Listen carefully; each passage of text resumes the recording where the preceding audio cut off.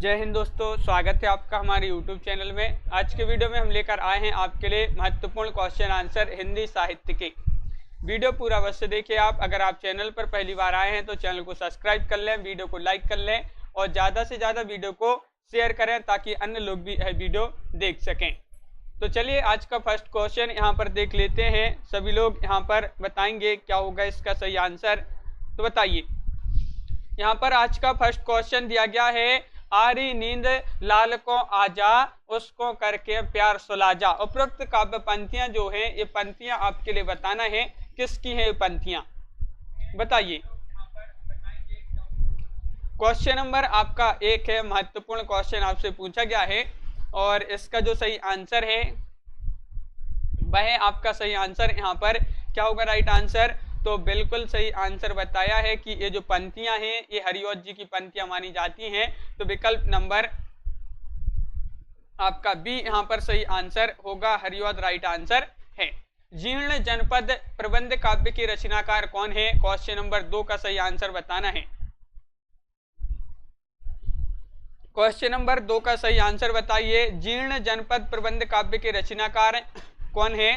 प्रेमधन है या बालकृष्ण भट्ट है, दिनकर है, निराला है?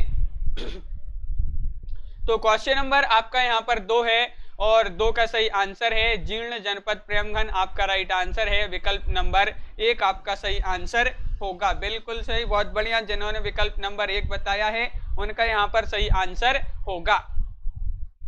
क्वेश्चन नंबर 3 यहाँ पर क्या पूछा है, निम्नलिखित कवियों में से कौन अकबर के दरबारी कवि नहीं थे? अकबर के दरबारी कवि नहीं बताना है, बताइए कौन अकबर के दरबारी कवि नहीं थे? रहीम, गंग, मनोहर कवि या हरिदास? तो आपका यहाँ पर सही आंसर है क्वेश्चन नंबर 3 का राइट आंसर होगा हरिदास। हरिदास यानी कि विकल्प नंबर डी राइट आंसर है। ये अकबर के दरबारी नहीं थे, तो बिल्कुल सही आंसर बताया आप लोगों ने। जिन्होंने भी डी बताया है उनका यहाँ पर सही आंसर होगा। अगला क्वेश्चन क्या है, तो अगला क्वेश्चन देख लेते हैं। देखिए, किस पत्रिका को 20वीं शताब्दी के आरंभिक चरण का विश्वकोश कहा जाता है? बताइए, किस पत्रिका को 20वीं शताब्दी के आरंभिक चरण का विश्वकोश कहा जाता है? सरस्वती पत्रिका को, हरिश्चंद्र चंद्रिका, बाला बोधनी या ब्राह्मण? तो सही आंसर है आपका यहाँ पर विकल्प नंबर क्या होगा, राइट आंसर 1 सही आंसर है, यानी कि सरस्वती आपका सही आंसर है। बिल्कुल सही, बहुत बढ़िया। सरस्वती जिन्होंने बताया है उनका सही आंसर होगा। मोचीराम, मोचीराम किसकी कविता है? सुदामा पांडे धूमिल जी की है, नागार्जुन, अज्ञेय या रघुवीर सहाय? क्वेश्चन नंबर 5 का आंसर सभी लोग बताइए। महत्वपूर्ण क्वेश्चन अपना पूछा गया है, मोचीराम किसकी कविता है? और यहाँ पर आपका सही आंसर है 5 का विकल्प नंबर 1 यानी कि सुदामा पांडे आपका राइट आंसर है। सुदामा पांडे जी की ये कविता मानी जाती है मोचीराम। तो बिल्कुल सही आंसर जिन्होंने ये बताया है उनका यहाँ पर सही आंसर होगा। अगला क्वेश्चन क्या है, तो देख लेते हैं। भारतवर्षोन्नति कैसे हो सकती है, किसकी निबंध रचना है ये? तो ये आपके लिए बताना है, ये निबंध रचना है किसकी है? तो प्रताप नारायण मिश्र, बालकृष्ण भट्ट, सरदार पूर्णसिंह या भारतेंदु? क्वेश्चन नंबर आपका 6 है, महत्वपूर्ण क्वेश्चन पूछा गया है क्वेश्चन नंबर 6 और आपका यहाँ पर जो सही आंसर है 6 का वह आपका डी राइट आंसर होगा। ये भारतेंदु आपका सही आंसर है। भारतेंदु जी की निबंध रचना है, हाँ, विकल्प नंबर डी आपका सही आंसर होगा, बहुत बढ़िया। अगला क्वेश्चन देखिए। क्वेश्चन नंबर 7 की बात करें तो यहाँ पर पूछा है, रामचंद्र शुक्ल के अनुसार करुणा दुखात्मक वर्ग में आने वाले खालिस्तान हैं। खालिस्तान पर क्या भरा जाएगा? भाव, शील, मनोविकार या न्याय? रामचंद्र शुक्ल जी के अनुसार दुखात्मक वर्ग में आने वाले खालिस्तान हैं। तो आपका 7 का राइट आंसर बताना है। तो आपका सही आंसर है 7 का विकल्प नंबर यहाँ पर राइट आंसर होगा मनोविकार। क्या सही आंसर? मनोविकार आपका यहाँ पर राइट आंसर है, बिल्कुल सही। मनोविकार जिन्होंने बताया है विकल्प नंबर सी उनका यहाँ पर सही आंसर होगा। क्वेश्चन नंबर आपका 8 पूछा है, हट कर बैठा चांद एक दिन, माता से यह बोला, सिलवा दो माँ मुझे उनका कोटा एक झिंगोला, मोटा एक झिंगोला। ये उपरोक्त काव्य पंक्तियां जो हैं किसकी हैं, ये आपको बताना है, बताइए। हटकर बैठा चांद एक दिन, माता से यह बोला, सिलवा दो माँ मुझे उनका मोटा एक झिंगोला। ये आपके लिए बताना है, ये जो काव्य पंक्तियां हैं वह कौन की हैं, किसकी हैं। तो आपका सही आंसर है विकल्प नंबर बी, यानी कि नामधारी से है दिनकर। दिनकर राइट आंसर है, बहुत बढ़िया। दिनकर जिन्होंने बताया है उनका यहाँ पर सही आंसर है। यहाँ पर अब आपसे पूछा गया है, धर्मवीर भारती द्वारा रचित ग्रंथ अंधायोग किस विधा की रचना है, ये आपसे पूछा है। इसको यहाँ पर थोड़ी सा जो है जूम को कम कर लेते हैं, तो देखिए, हाँ बताइए। धर्मवीर भारती द्वारा रचित ग्रंथ अंधायोग किस विधा की रचना है, गीति नाट्य, संस्मरण है, उपन्यास है या फिर निबंध है। हाँ, तो यहाँ पर आपका सही आंसर है, क्वेश्चन नंबर आपका क्या है 9, और 9 का सही आंसर बताया है कि विकल्प नंबर 1 सही आंसर है। ये सरल क्वेश्चन है, गीति नाट्य है, ये अंधायोग धर्मवीर भारती जी की रचना है, जो कि महत्वपूर्ण रचना इनकी मानी जाती है। क्वेश्चन नंबर आपका 10 पूछा है, बाला था जब सबको भाया, बड़ा हुआ कुछ काम न आया, किसकी काव्य पंक्तियां हैं। ये पंक्तियां महत्वपूर्ण पंक्तियां हैं आपकी, यहाँ पर बताइए। बाला था जब सबको भाया, बड़ा हुआ कुछ काम न आया, किसकी काव्य पंक्तियां हैं। क्वेश्चन नंबर 10 है और 10 का राइट आंसर है। ये जो सही आंसर होगा यहाँ पर वह विकल्प नंबर डी, यानी कि अमीर खुसरो जी की पंक्तियां मानी जाती हैं। काव्य पंक्तियां महत्वपूर्ण काव्य पंक्तियां हैं अमीर खुसरो जी की, बिल्कुल सही, बहुत बढ़िया। डी जिन्होंने बताया है उनका यहाँ पर सही आंसर है, क्वेश्चन नंबर 11 है। देखिए, निम्नलिखित साहित्यकारों में से सबसे कम आयु किसकी रही है, जयशंकर प्रसाद, गजानन माधव मुक्तिबोध, प्रेमचंद या भारतेंदु हरिश्चंद्र। क्वेश्चन नंबर आपका 11 है और 11 का सही आंसर बताना, सबसे कम आयु किसकी रही है। तो आपका यहाँ पर सही आंसर है, बिल्कुल सही राइट आंसर है विकल्प नंबर डी, यानी कि भारतेंदु हरिश्चंद्र आपका सही आंसर होगा। भारतेंदु हरिश्चंद्र जी की सबसे कम आयु रही है, बहुत बढ़िया। डी यहाँ पर जिन्होंने बताया है उनका यहाँ पर सही आंसर होगा विकल्प नंबर डी। लाल तारा के रचनाकार कौन है, महत्वपूर्ण रचना पूछी गई है। रामवृक्ष बैनीपुरी जी की रचना है, निराला, उदय शंकर भट्ट या हरिऔध। लाल तारा क्वेश्चन नंबर 12 है, महत्वपूर्ण क्वेश्चन पूछा गया है।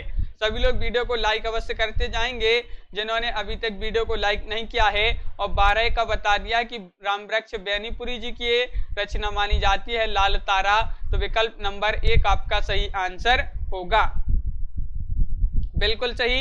अगला क्वेश्चन क्या है तो देख लेते हैं। दिनकर की प्रसिद्ध काव्य कृति रश्मिरथी की कथा वस्तु कहां से ली गई है, ये महत्वपूर्ण क्वेश्चन है। इसकी कथा वस्तु पूर्णतः कल्पित है या भागवत पुराण से ली गई है, महाभारत से ली गई है या रामायण से ली गई है। क्वेश्चन नंबर आपका 13 है और 13 का सही आंसर है आपका यहाँ पर विकल्प नंबर क्या होगा राइट आंसर। 13 का सही आंसर है महाभारत, बिल्कुल सही, डी राइट आंसर है। रश्मिरथी की कथा वस्तु जो ली गई है ये कहां से ली गई है, महाभारत आपका सही आंसर है, बहुत बढ़िया, विकल्प नंबर डी यहाँ पर जिन्होंने बताया है उनका सही आंसर होगा। अगला क्वेश्चन क्या है, देवकृत देवचरित्र किसके जीवन से संबंधित प्रबंध काव्य है। ये प्रबंध काव्य है देवचरित्र, और देव जी का ये प्रबंध काव्य है और किसके जीवन से संबंधित है, शिव, कृष्ण, राम या इंद्र। तो क्वेश्चन नंबर 14 है, 14 का सही आंसर है आपका बी, यानी कि कृष्ण जी के जीवन से संबंधित है प्रबंध काव्य कौन सा, देवचरित्र। किसकी रचना है, देव, तो बिल्कुल सही राइट आंसर है यहाँ पर कृष्ण जिन्होंने बताया है विकल्प नंबर बी उनका सही आंसर होगा। सीता को प्राधान्यता देकर लिखा गया काव्य सीतायन के रचयिता कौन माने जाते हैं, बताइए। 14 का सही आंसर बताना है नावादास, पोलंकी राममूर्ति, जानकी रसिक शरण, रामप्रिया शरण। सीतायन के रचयिता पूछा है 15 में, और आपका सही आंसर यहाँ पर 15 का सही आंसर है। क्या होगा राइट आंसर? तो बिल्कुल सही आंसर है आपका डी, यानी कि रामप्रिया शरण आपका सही आंसर है। सीतायन के रचयिता माने जाते हैं रामप्रिया शरण।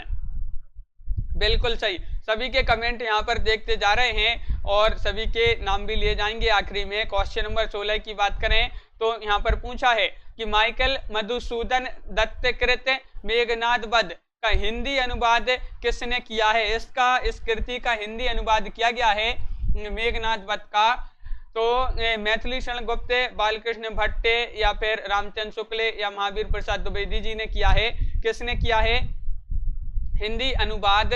तो आपका सही आंसर है यहाँ पर 16वां क्वेश्चन है, राइट आंसर है आपका 1, यानी कि मैथिली शरण गुप्त आपका सही आंसर होगा। मैथिली शरण गुप्त आपका सही आंसर है। हाँ बिल्कुल, विकल्प नंबर 1 राइट आंसर है। अगला क्वेश्चन देख लेते हैं कि रामधारी सिंह दिनकर की प्रसिद्ध रचना का नाम बताइए। कौन सी है इनकी प्रसिद्ध रचना? चिदंबरा है, उर्वशी, कामायनी या फिर यशोधरा। क्वेश्चन नंबर आपका यहाँ पर 17 है और 17 का सही आंसर आपके लिए बताना है। 17 का सही आंसर क्या होगा? सरल क्वेश्चन है, रामधारी सिंह दिनकर की प्रसिद्ध रचना का नाम क्या है? तो उर्वशी आपका सही आंसर है, यानी कि विकल्प नंबर आपका बी यहाँ पर सही आंसर होगा।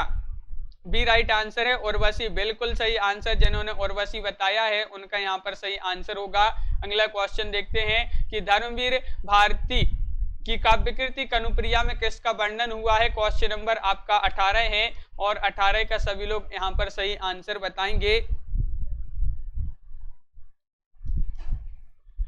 क्या होगा सही आंसर बताइए।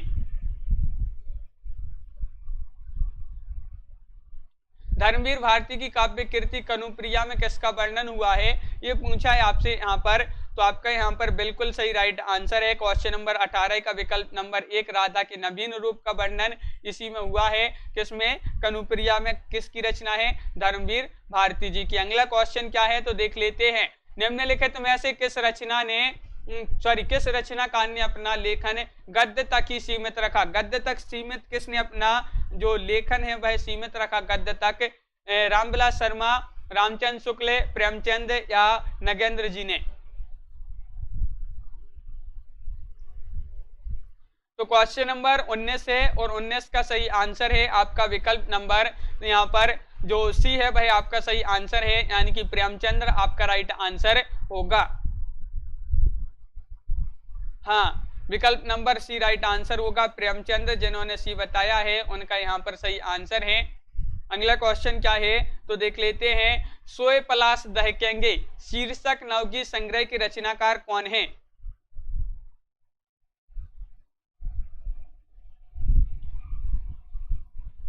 सोए पलाश दहकेंगे शीर्षक नवगीत संग्रह की रचनाकार पूछा है आपसे यहाँ पर, और बिल्कुल सही राइट आंसर है। 20 का आपका सही आंसर होगा। इसके जो रचनाकार है नचिकेता माने जाते हैं। कौन माने जाते हैं? नचिकेता। विकल्प नंबर आपका यहाँ पर जो 1 है वह आपका सही आंसर होगा। नचिकेता राइट आंसर होगा। अगला क्वेश्चन क्या है तो देख लेते हैं। श्रीधर पाठक द्वारा रचित नहीं है जार्ज वंदना, भारतोत्थान या फिर बाल विधवा, वैदेही वनवास। क्वेश्चन नंबर 21 का राइट आंसर श्रीधर पाठक द्वारा रचित रचना नहीं है। कौन सी नहीं पूछा है 21 में? तो सभी लोग बताइए 21 का राइट आंसर यहाँ पर क्या होगा? अनिल जी और सुधा जी, तो यहाँ पर बिल्कुल सही राइट आंसर है आपका। जो रचना नहीं है इनकी वह कौन सी? विकल्प नंबर डी वैदेही वनवास आपका सही आंसर है। कमेंट में बताइए, कमेंट में आपको क्या बताना है, वैदेही वनवास किसकी रचना है? सरल क्वेश्चन है, बता दीजिए कमेंट में। क्वेश्चन नंबर आपका यहाँ पर 22 पूछा है। चंडी चरित्र किसकी विशिष्ट साहित्यिक रचना है? चंडी चरित्र। क्वेश्चन नंबर 22 बताइए।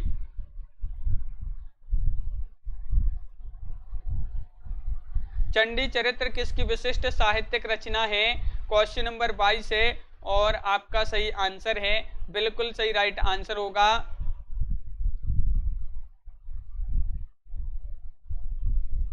हाँ, तो हरिवंश जी की रचना है वैदेही वनवास, बिल्कुल सही। चंडी चरित्र किसकी विशिष्ट साहित्यिक रचना है, क्वेश्चन नंबर 22 है, और गुरु गोविंद से है आपका सही आंसर है, यानी कि विकल्प नंबर 1 आपका यहाँ पर सही आंसर होगा। बहुत बढ़िया। अगला क्वेश्चन क्या है, तो देखिए रहीमकृत मदनाष्टक की भाषा आपके लिए बताना है, खड़ी बोली है, ब्रज है, अवधी है या राजस्थानी है। क्वेश्चन नंबर 23 का आंसर यहाँ पर बताना है।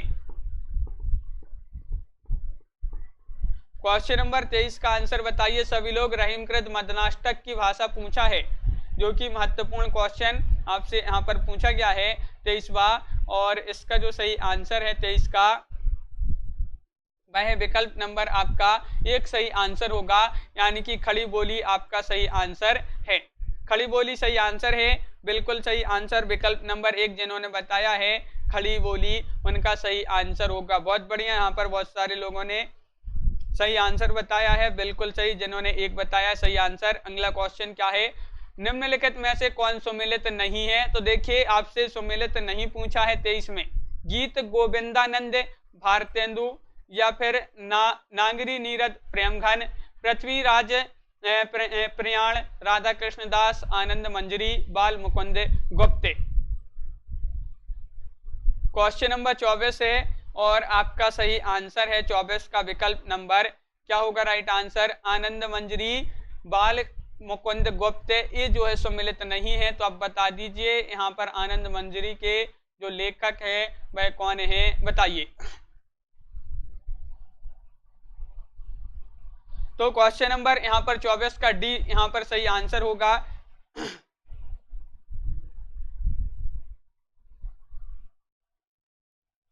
अगला क्वेश्चन क्या है,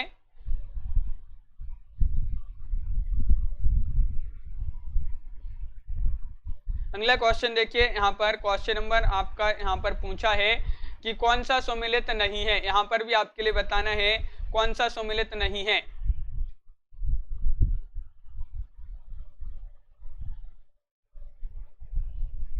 क्वेश्चन नंबर आपका यहाँ पर 25 है और आपका यहाँ पर सही आंसर क्या होगा।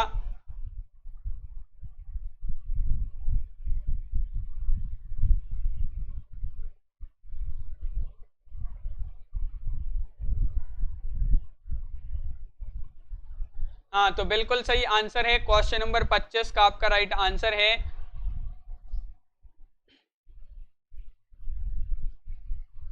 हाँ, बिल्कुल सही राइट आंसर 25 का आपका सही आंसर है विकल्प नंबर बी, ऋण जल धन जल प्रभाकर माचवे, ये जो है जिन्होंने बी बताया है वह आपका सही आंसर है, बिल्कुल सही आंसर। बहुत बढ़िया। अगला क्वेश्चन है, बोलती प्रतिमा की रचनाकार कौन है। तो बिल्कुल सही बताइए, बोलती प्रतिमा की रचनाकार त्रिलोक सह की रचना मानी जाती है आनंद मंजरी, और यहाँ पर आपका बोलती प्रतिमा की रचनाकार इनमें से आपको बताना है। क्वेश्चन नंबर 26 का आंसर बताइए। 26 का आंसर सभी लोग बताएंगे और यहाँ पर 26 का सही आंसर बताना है, बिल्कुल सही आंसर होगा। हाँ, 26 का राइट आंसर है विकल्प नंबर आपका बी राइट आंसर है, श्री राम शर्मा। बोलती प्रतिमा की रचनाकार कौन है, श्री राम शर्मा आपका सही आंसर होगा, बिल्कुल सही। निम्न में से कौन सी रचना महादेवी वर्मा की नहीं है, बताइए। नहीं पूछा है आपसे यहाँ पर। बेदिन बेलोग, अतीत के चलचित्र, स्मृति की रेखाएं, पथ के साथी। सरल क्वेश्चन है ये आपका। क्वेश्चन नंबर 27 का सही आंसर बताना है, कौन सी रचना महादेवी वर्मा जी की नहीं है। तो बिल्कुल सही आंसर बताया है कि बेदिन बेलोग। बेदिन बेलोग ये रचना किसकी नहीं है, महादेवी वर्मा जी की नहीं है, बिल्कुल सही आंसर बताया है। क्वेश्चन नंबर आपका यहाँ पर 28 देख लेते हैं क्या पूछा है। क्वेश्चन नंबर 28, तो ये रहा क्वेश्चन नंबर 28। महादेवी वर्मा ने किस रचना में पशु पक्षियों के रेखा चित्र प्रस्तुत किए हैं, वह रचना आपके लिए बताना है, बताइए क्या होगा सही आंसर। बेदिन बेलोग, शिव पूजन सहाय, बिल्कुल सही लवली ठाकुर जी। और यहाँ पर महादेवी वर्मा जी ने किस रचना में पशु पक्षियों के रेखा चित्र प्रस्तुत किए हैं, ये आपसे पूछा यहाँ पर। तो आपका सही आंसर होगा मेरा परिवार, यानी कि आपका सही आंसर है विकल्प नंबर डी आपका सही आंसर होगा। मेरा परिवार आपका सही आंसर यहाँ पर है। हाँ, डी बिल्कुल सही आंसर, मेरा परिवार जिन्होंने बताया है उनका सही आंसर है। यहाँ पर अगला क्वेश्चन देख लेते हैं। निम्नलिखित में से कौन सा सुमेलित है? तो सुमेलित है ये आपके लिए बताना है। सुधियां उस चंदन के वन की, विद्यानिवास मिश्र, जिनके साथ जिया राजेंद्र यादव, भूले हुए चेहरे भगवती चरण वर्मा, समय के पांव माखनलाल चतुर्वेदी। तो 29वां क्वेश्चन है और 29 का सही आंसर है सुमेलित है पूछा है आपसे यहाँ पर 29 में। तो यहाँ पर आपका सही आंसर क्या होगा? सभी लोग बताइए कमेंट में। क्वेश्चन नंबर 29 है और आपका सही आंसर है विकल्प नंबर डी, समय के पांव माखनलाल चतुर्वेदी। ये सुमेलित है और बाकी के अन्य सुमेलित नहीं है। हाँ, बिल्कुल सही, बहुत बढ़िया। अगला क्वेश्चन देखिए यहाँ पर। क्वेश्चन नंबर आपका यहाँ पर 30 क्या पूछा है? ठेठ हिंदी में उपन्यास लिखने वाले कौन हैं? निराला हैं, प्रेमचंद हैं, प्रसाद हैं या हरिऔध जी?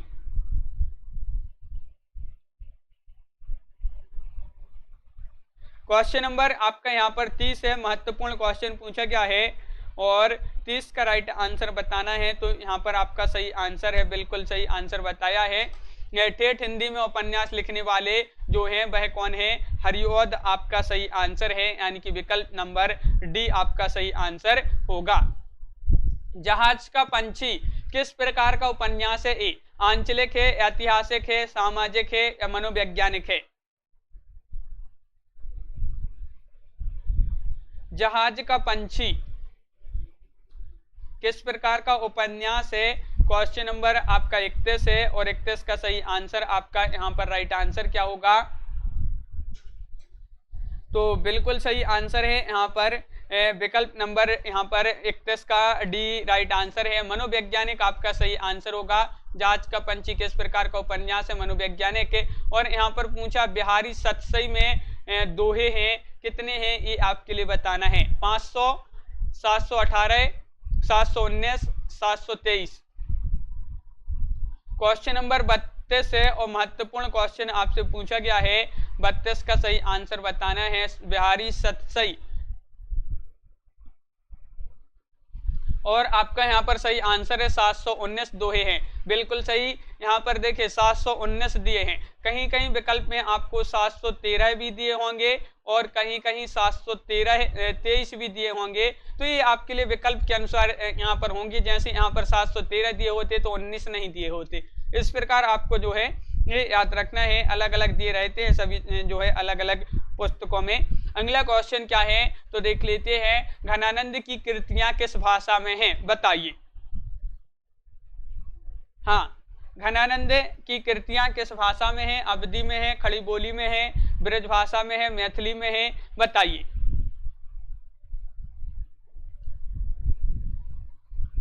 क्वेश्चन नंबर आपका 35 है और 35 का सही 34वां क्वेश्चन 33वां क्वेश्चन है। 33वां क्वेश्चन और घनानंद की कृतियां किस भाषा में है? तो 33 का सी राइट आंसर है, यानी कि ब्रज भाषा आपका सही आंसर होगा। बिल्कुल सही आंसर है, ब्रज भाषा जिन्होंने बताया है उनका सही आंसर यहाँ पर होगा। 34वां क्वेश्चन है। गंगा लहरी किसकी रचना है? मतीराम, ठाकुर, पद्माकर या बोधा? तो 34 का यहाँ पर बिल्कुल सही आंसर होगा आपका नीरज जी, लवली ठाकुर जी, यहाँ पर अनिल जी। तो गंगा लहरी ये जो रचना मानी जाती है तो यहाँ पर आपका सही आंसर है। ये रचना किसकी मानी जाती है? पद्माकर जी की ये रचना मानी जाती है, जो कि महत्वपूर्ण रचना है। गंगा लहरी किसकी है? पद्माकर जी की ये रचना मानी जाती है। 34 का बी आपका सही आंसर है। अगला क्वेश्चन क्या है तो देख लेते हैं। नैन नचाए कहो मुस्काई, लला फिर अय्यो खेलन होरी। पंक्ति के कवि कौन है? इस पंक्ति के रचयिता आपके लिए बताना है। सेनापति है, घनानंद है, पद्माकर हैं, ठाकुर हैं? तो क्वेश्चन नंबर आपका 35 है और 35 का सही आंसर आपका यहाँ पर जो राइट आंसर है वह है आपका विकल्प नंबर सी राइट आंसर है। पद्माकर आपका सही आंसर होगा। पद्माकर आपका राइट आंसर है, बिल्कुल सही। पद्माकर जी की ये पंक्ति मानी जाती है। क्वेश्चन नंबर 36 देखिए। निम्नलिखित में से अष्टछाप के कवि नहीं है। अष्टछाप के कवि कौन नहीं है बताइए। सूरदास, नंददास, मलुकदास, छीत स्वामी, ये 4 विकल्प हैं आपके। अष्टछाप के कवि नहीं पूछा है आपसे।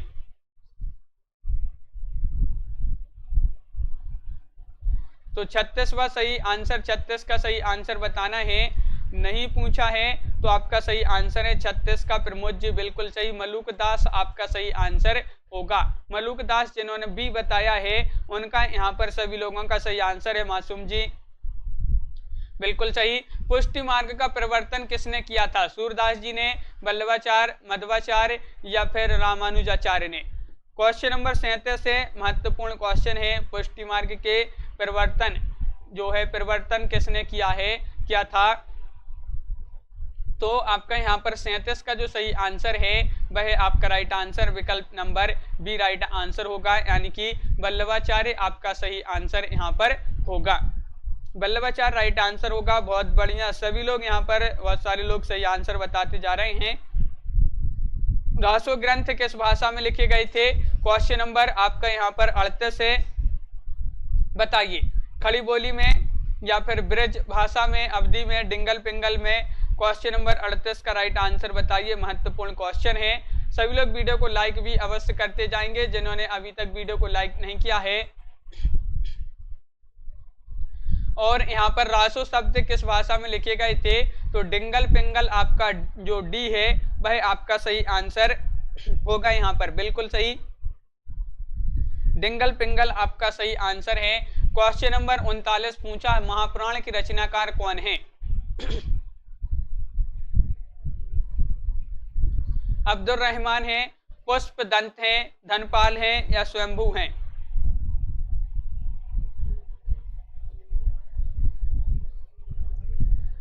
तो क्वेश्चन नंबर आपका यहाँ पर 39 का राइट आंसर है। महापुराण की रचनाकार पूछा है तो बिल्कुल सही आंसर है 39 का यहाँ पर बी राइट आंसर होगा, यानी कि पुष्पदंत आपका सही आंसर है।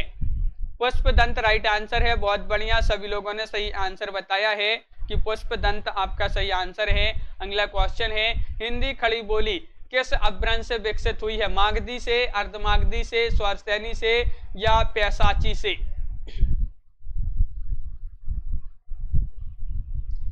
क्वेश्चन नंबर 40 है, महत्वपूर्ण क्वेश्चन आपसे यहाँ पर पूछा गया है और 40 का सही आंसर है आपका, हिंदी खड़ी बोली किस अपभ्रंश से विकसित हुई है? तो विकल्प नंबर सी राइट आंसर होगा, यानी कि स्वरसैनी आपका सही आंसर है। स्वरसैनी आपका सही आंसर है, बिल्कुल सही। अगला क्वेश्चन देखिए, क्वेश्चन नंबर 41 क्या पूछा है? मथुरा, आगरा, धौलपुर, ग्वालियर आदि जो क्षेत्र है, इन क्षेत्रों में निम्नलिखित में से कौन सी बोली बोली जाती है? बताइए। मथुरा, आगरा, धौलपुर, ग्वालियर इन क्षेत्रों में कौन सी बोली बोली जाती है? ब्रजभाषा, खड़ी बोली, अवधी या बांगरू?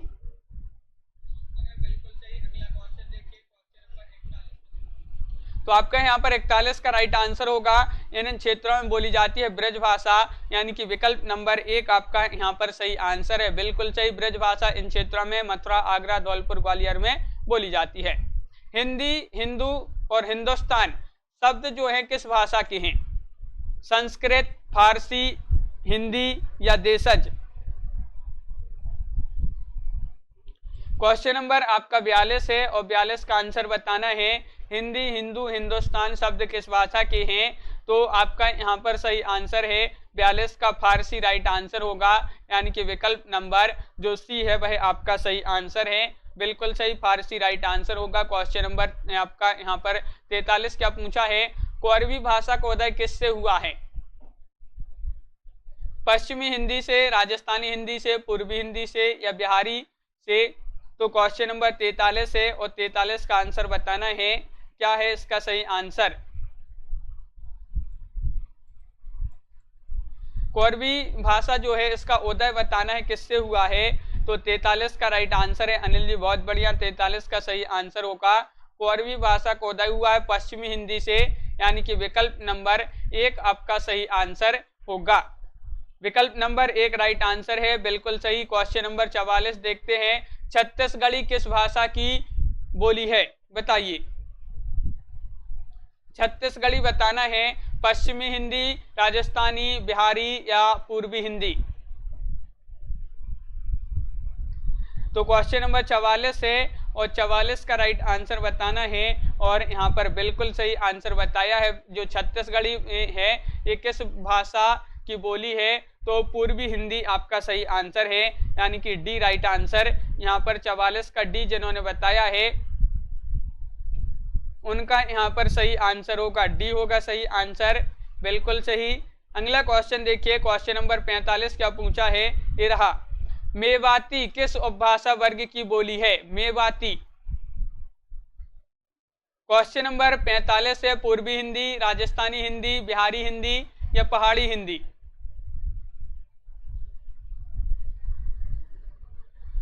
तो क्वेश्चन नंबर 45 का बिल्कुल सही आंसर आपका मेवाती किस उपभाषा वर्ग की बोली है? तो 45 का राइट आंसर है आपका बी, यहाँ पर सही आंसर है राजस्थानी हिंदी आपका सही आंसर होगा। राजस्थानी हिंदी आपका सही आंसर है, बिल्कुल सही, बहुत बढ़िया। अगला क्वेश्चन देखते हैं, मागधी अपभ्रंश से किस भारतीय भाषा का विकास नहीं हुआ है? देखिए नहीं पूछा है आपसे तो नहीं बताना है, बताइए। मागधी अपभ्रंश से किस भारतीय भाषा का विकास नहीं हुआ है?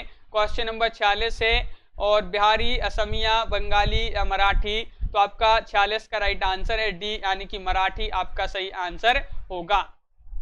मराठी आपका सही आंसर है, यहाँ पर Shashi G D right answer होगा, मराठी बिल्कुल सही। अगला क्वेश्चन देखते हैं कि भारत के संविधान के किस अनुच्छेद के अंतर्गत हिंदी को शासकीय भाषा घोषित किया गया है? 315वें अनुच्छेद के अंतर्गत, 343, 370, 51 ए के अनुसार? बताइए। भारत के संविधान के किस अनुच्छेद के अंतर्गत हिंदी को शासकीय भाषा घोषित किया गया है? तो 47 का सही आंसर है आपका 343 राइट आंसर है, अनुच्छेद 343 के अंतर्गत। विकल्प नंबर आपका बी यहाँ पर सही आंसर होगा, बिल्कुल सही। संविधान के अनुच्छेद 351 में किस विषय का वर्णन है? बताइए। संघ की राजभाषा, उच्चतम न्यायालय की भाषा, पत्राचार की भाषा, हिंदी भाषा के विकास संबंधी निर्देश? सभी लोग वीडियो को लाइक अवश्य कर लेंगे। जिन्होंने वीडियो को लाइक नहीं किया है, संविधान के अनुच्छेद 351 में बताना है कि किस विषय का इसमें वर्णन किया गया है। तो सही आंसर है 48 का विकल्प नंबर डी की हिंदी भाषा के विकास संबंधी निर्देश आपका सही आंसर होगा। विकल्प नंबर डी यहाँ पर सही आंसर है, बिल्कुल सही आंसर बताया है, बहुत बढ़िया। अगला क्वेश्चन, भारत की प्रथम देश भाषा कौन सी है?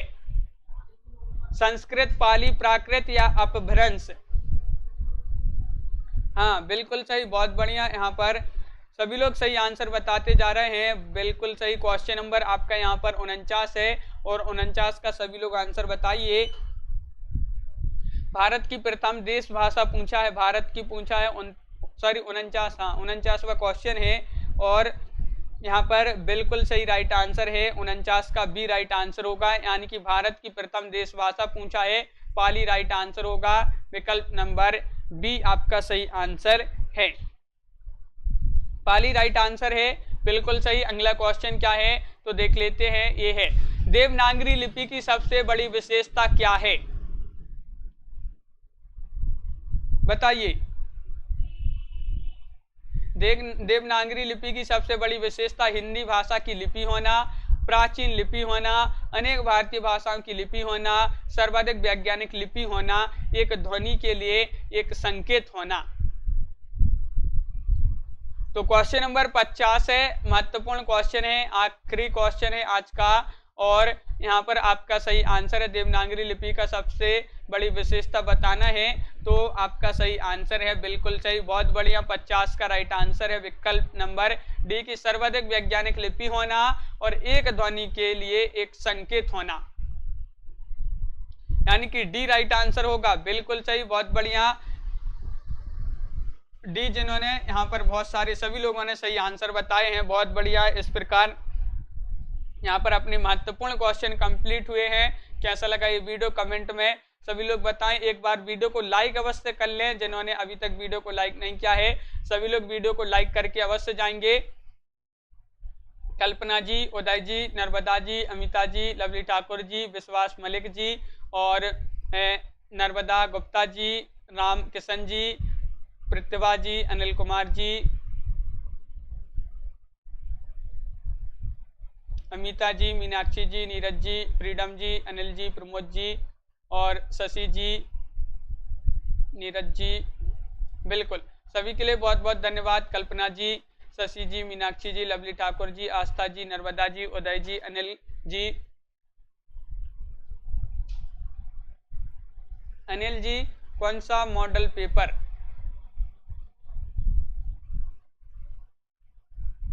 ये आपके जो है मॉडल पेपर ही है, ये आपके जिसमें ये 100 नंबर की हिंदी यहाँ पर अपन यहाँ पर देखते हैं। तो एक दिन में अपन यहाँ पर 50 क्वेश्चन कंप्लीट करते हैं।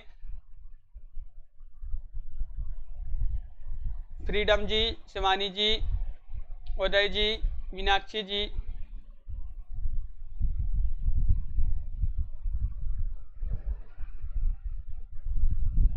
प्रमोद जी, बिल्कुल।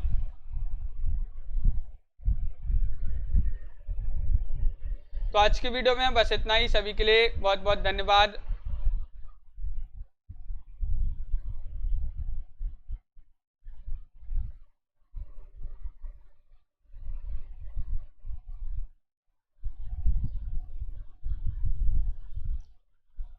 अनिल जी, वो जो पहले आते थे, हाँ वो ओल्ड वीडियो थे, पहले के वीडियो थे अनिल जी, वही 7 बजे आते थे आपके सुबह। तो इस प्रकार आज के वीडियो में बस इतना ही। सभी के लिए बहुत बहुत धन्यवाद और सभी के लिए शुभ रात्रि। सभी के लिए